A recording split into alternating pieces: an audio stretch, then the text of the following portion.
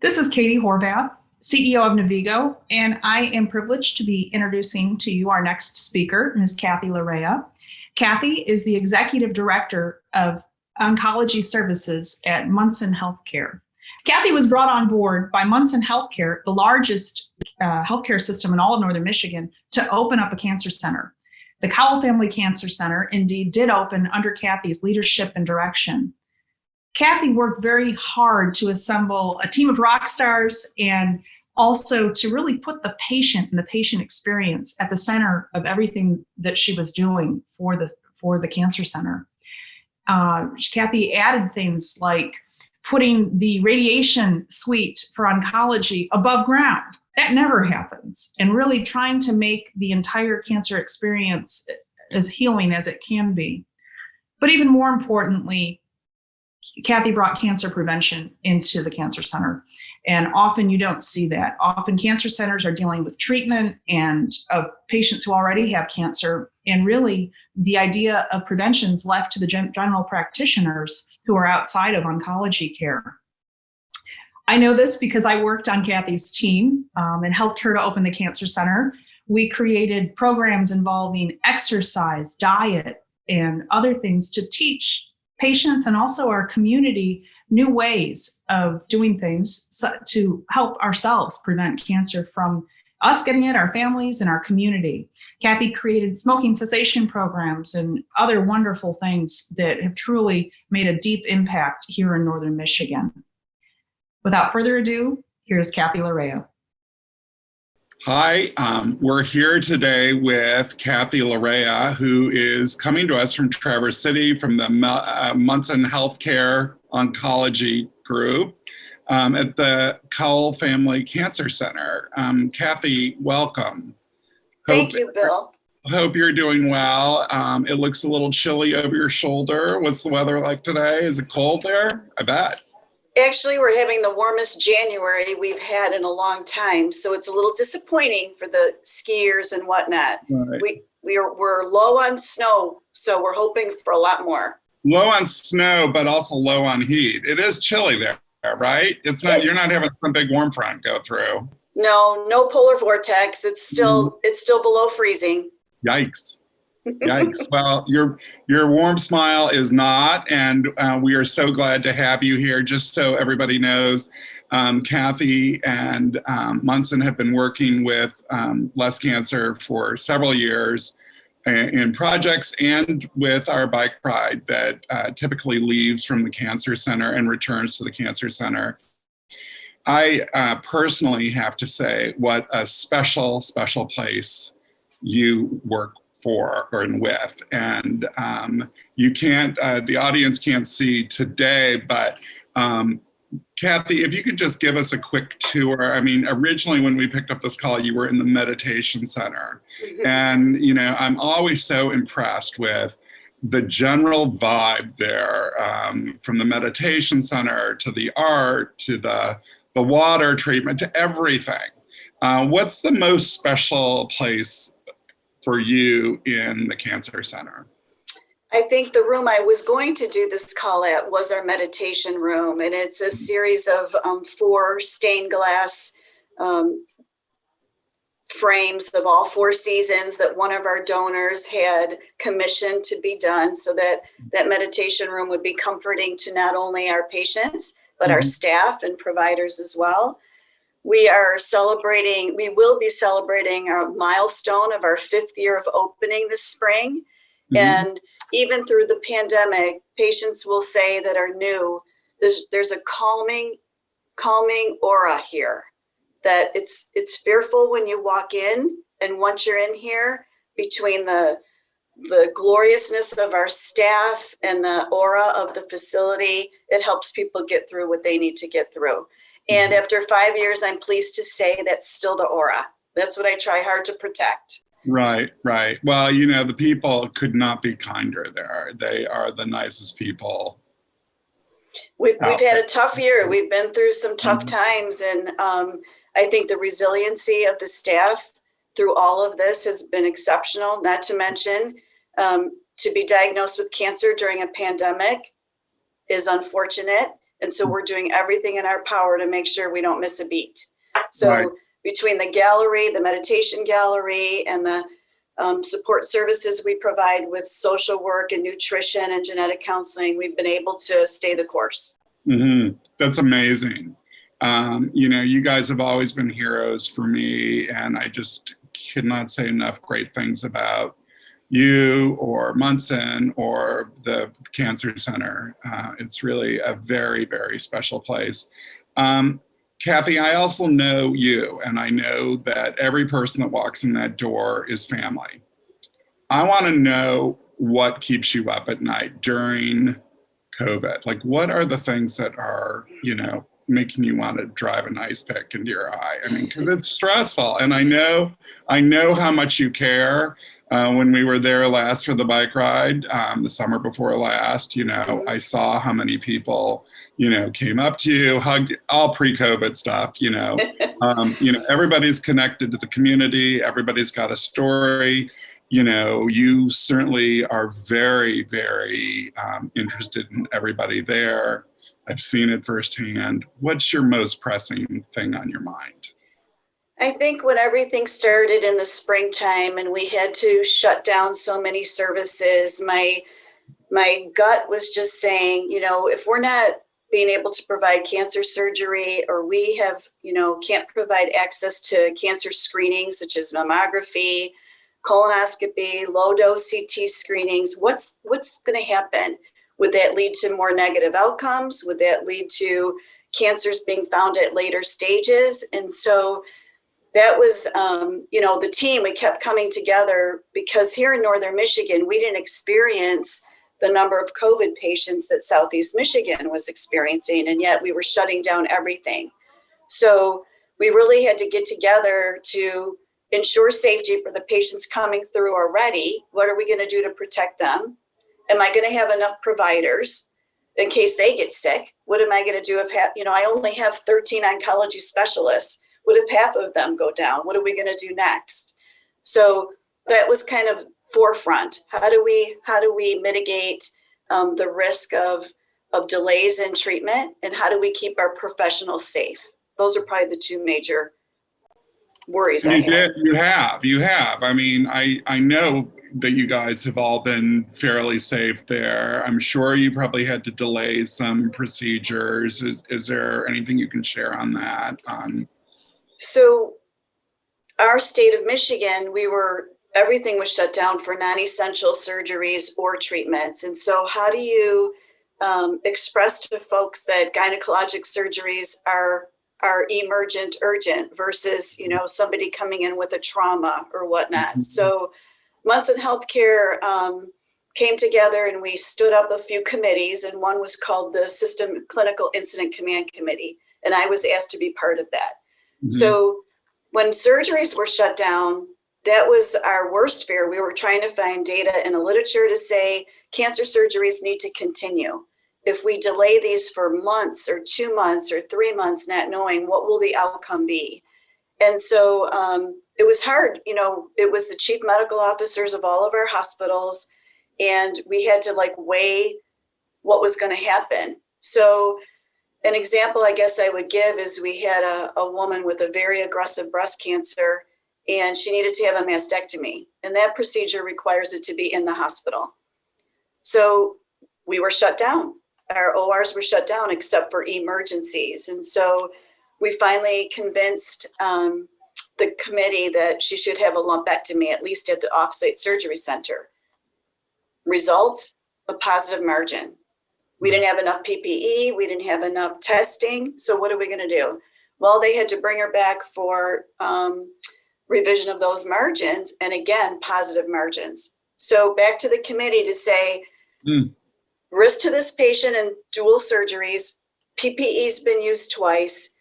We could start her on chemotherapy. That's not standard of care. She needs a mastectomy. So we overruled what we had to do, and we justified this was an emergent surgery, and she was able to get her mastectomy. And right. So that worked. Yep. Mm-hmm. But it was these committee meetings were 2, 3, 4 times a week. Actually, they were every day during the original kickoff of the pandemic. And so we could bring this back. Okay, she had her surgery 2 days ago. We have positive margins. We got to go back.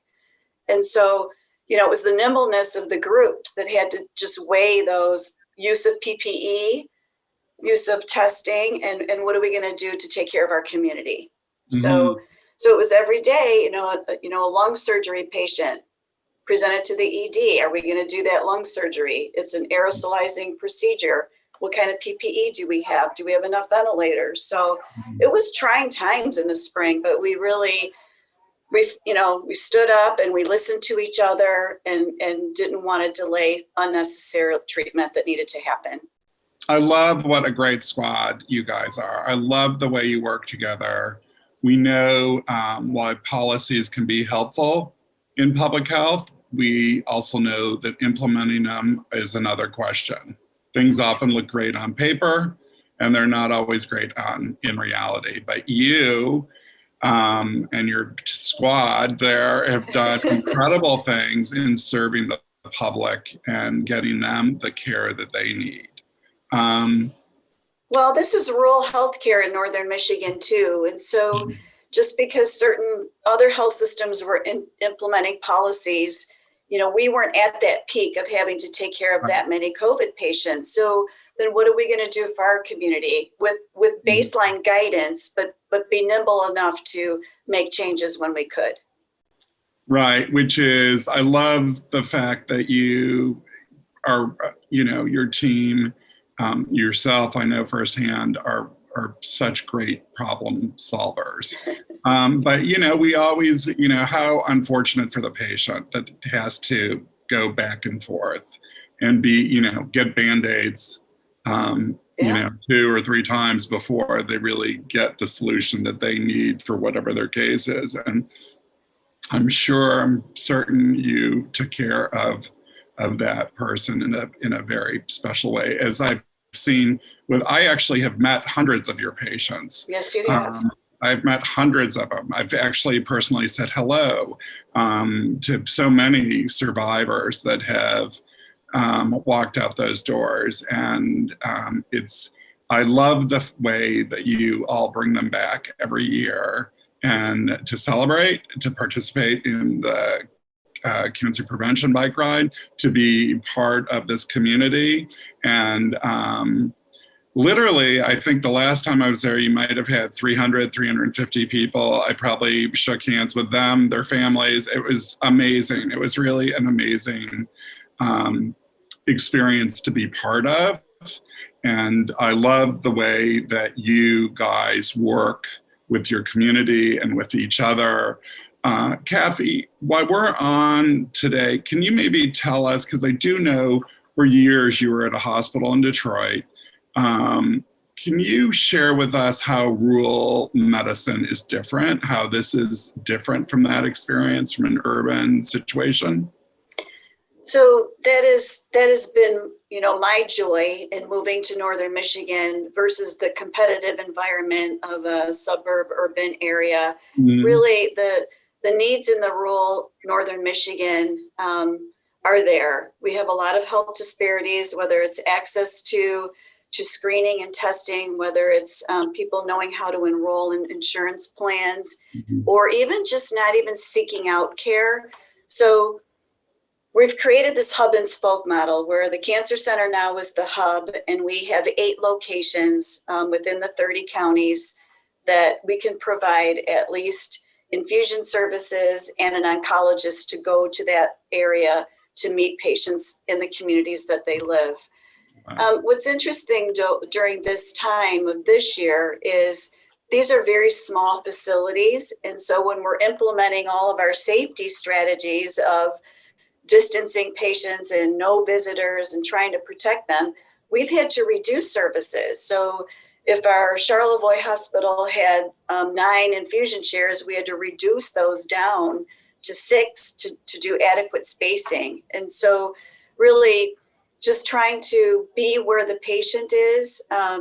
If they were COVID-19 positive, is there a workflow we could put into place so that others weren't exposed? So we had to be creative as to entranceways into hospitals and smaller rooms where a patient could be isolated to still get their treatment and yet not expose others. So each community that we have, one of our spokes, so to speak, has had to really go through a thoughtful process of how to make sure we don't stop. And there was a thought of maybe we should centralize all care, but that could be 75 to 100 miles for people to drive.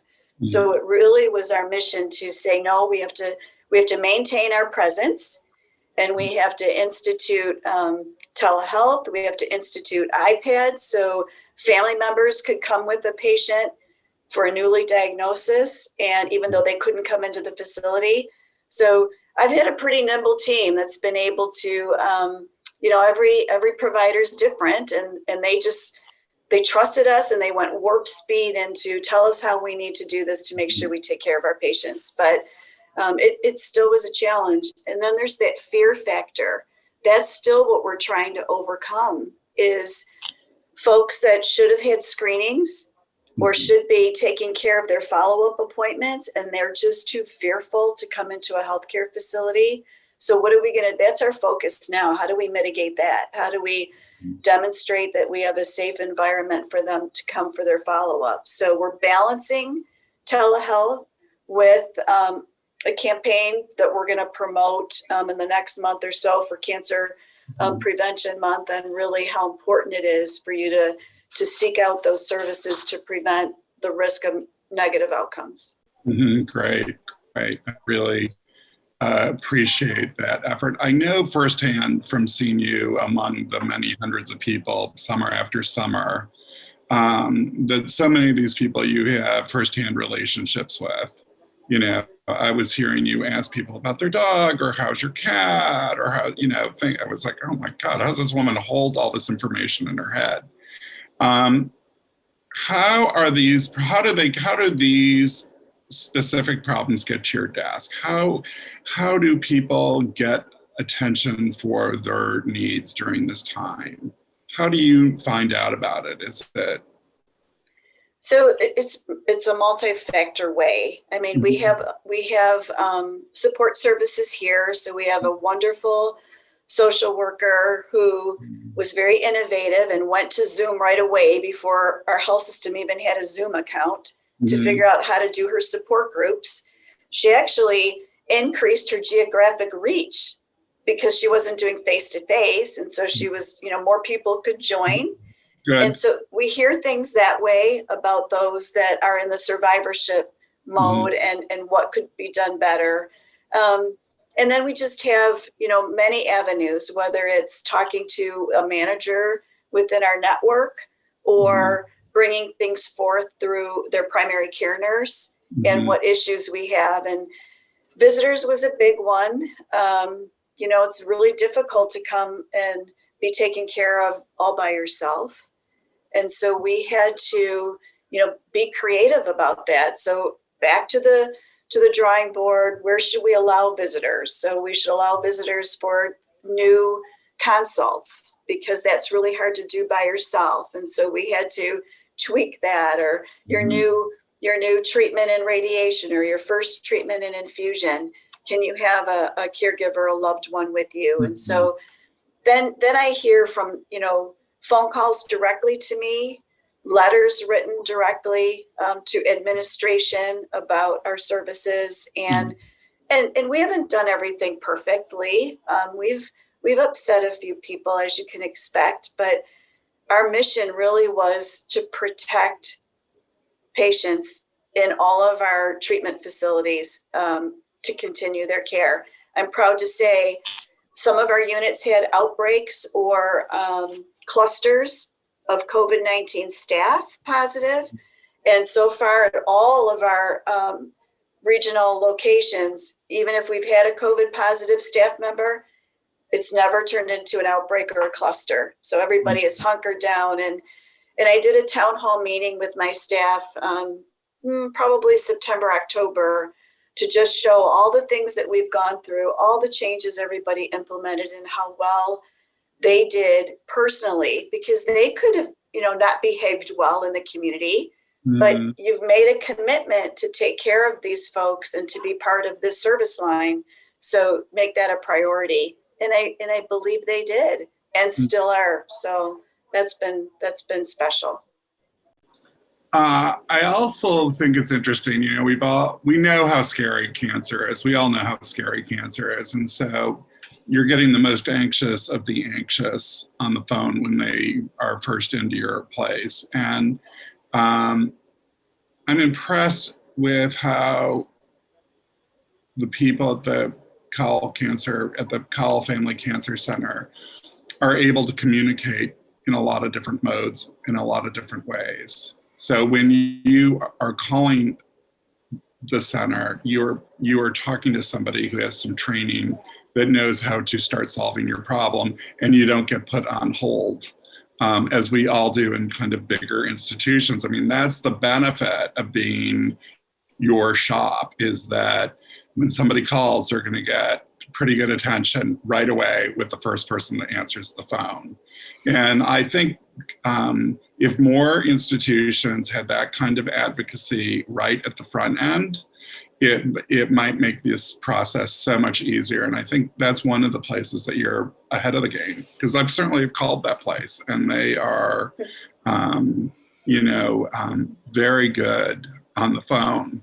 And I think that, by the time many patients get through to where they need to be, they want to leave from the highest building. They've been on hold for 40 minutes, they've been passed around. And right off the bat, I'm impressed with how your people are instantly ready to start pushing those dominoes for help.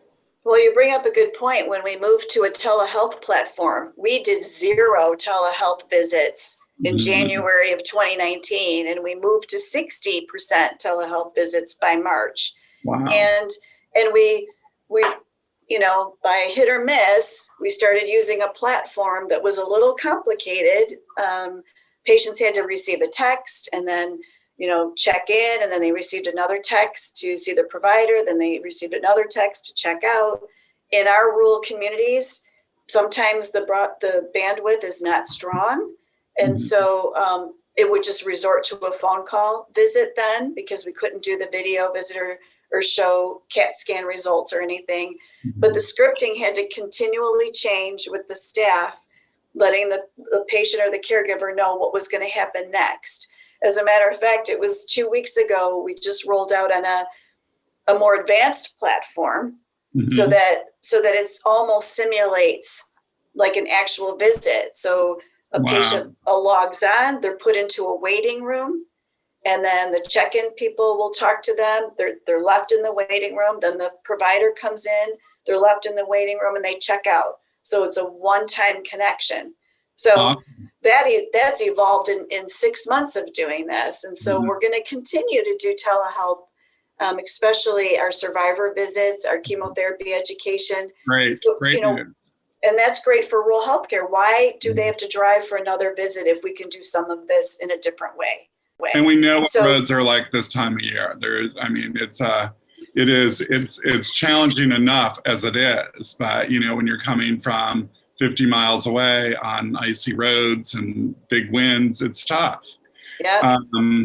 I love the way that you have been able to follow the needs of your patients, and that's, I'm not sure that's always the case in larger settings.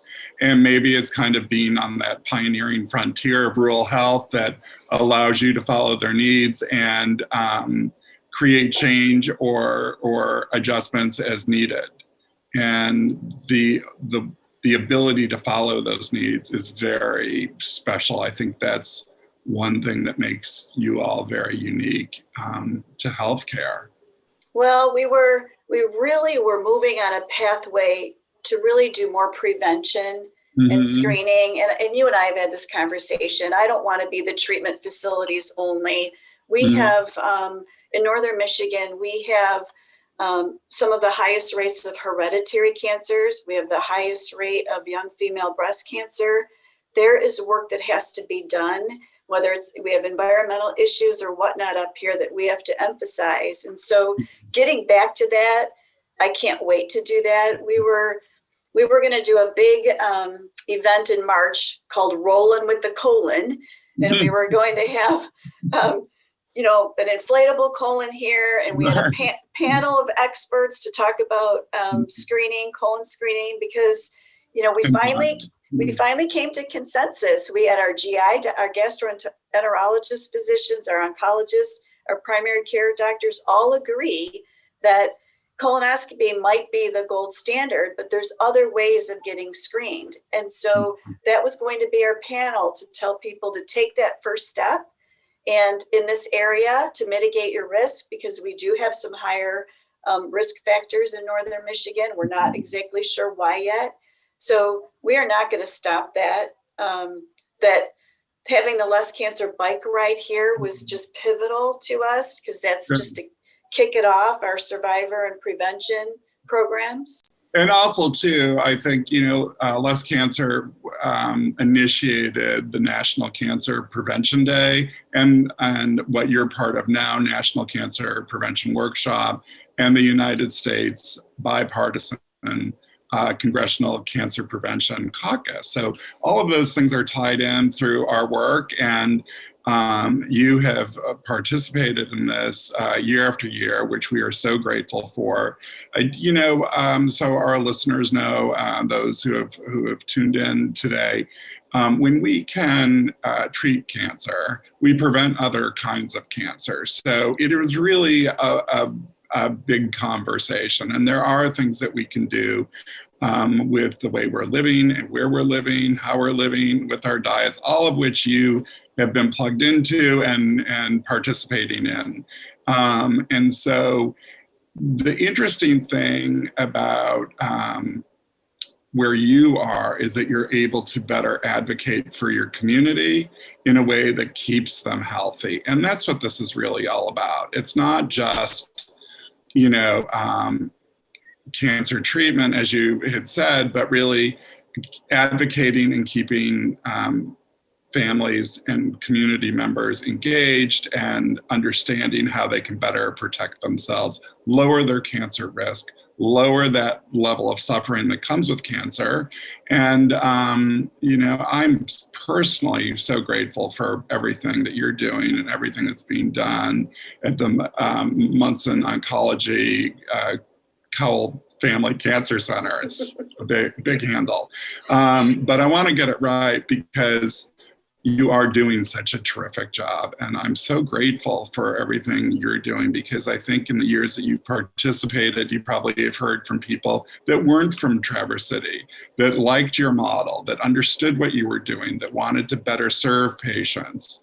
And so you putting yourself out here today and in years previous to this has been incredibly helpful to the larger landscape and this cancer prevention conversation, because we want to do more than make it a day. February 4th, the day this will stream live, is World Cancer Day. And when we first heard about World Cancer, we were like, you know what, we got to do something better. These have to be working days. And so we know just now on the Coursera platform, we have almost 4,000 people that have enrolled in this programming, either for certificate or continuing medical education credits. So your participation in helping us today has been great. And I'm so grateful for your service to everyone. And I hope you stay safe. Thank you, Bill. We plan to. Good. Will you say hello to everybody? And I appreciate you being here today. Is there anything you'd like to touch on before we close out? I guess it's the quote that I've been using all along now during this pandemic. And it's a Winston Churchill quote that is, change is good as long as it's in the right direction. And so I have a running list of, our partnership with the community health departments have grown tremendously. So I'm really hoping we can do much more prevention, whether it's smoking cessation, all kinds of community efforts now that we've forged these relationships over the past few months. So I have a whole list of strategies that we'll continue to work on. And we'll have more to talk about when we can do the bike ride this summer. I hope not virtually. Right. Oh, no, for sure. If anything, I'll be there. Okay. So, and hopefully we'll all have our vaccines by then. I'm hopeful. Knock wood sometimes, right? Yes. So, Kathy, again, stay safe. I hope your family is well. I miss you. I miss everybody in Traverse City, and we'll talk soon. Keep up the good work. February 4th is a very special day. Thanks so much. We appreciate it. Okay. Take care. Bye-bye. Bye-bye.